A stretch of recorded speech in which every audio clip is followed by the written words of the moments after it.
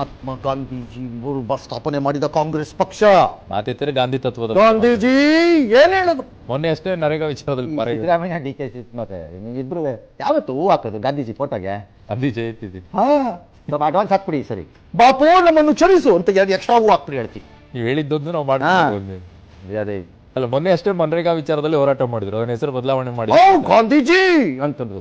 ಕಿಂಚಿತ್ ಬೇಕಾದಾಗ ನಾನು ಯಾವುದಕ್ಕೂ ಸಿದ್ಧ, ಎಂತ ಹಲ್ಕಟ್ ಕೆಲಸಕ್ಕೂ ಸಿದ್ಧ ನಂಗೆ ಬೇಡ ನಂಗೆ ಗೊತ್ತಿಲ್ಲಪ್ಪ ಅಂದ್ಬಿಟ್ರಾಗೋಯ್ತು. ಕಾಂಗ್ರೆಸ್ಸಿನ ತೀರ್ಮಾನ ಏನಂದ್ರೆ ಕರ್ನಾಟಕದಲ್ಲಿ ಗಂಡಸರಿಗೆ ದುಂಡು ಕೊಡು, ಹೆಣ್ಣು ಮಕ್ಕಳಿಗೆ ಬಸ್ ಹತ್ತಕ್ಕೆ ಕಾಸು ಕೊಟ್ಟು ಬಿಡು.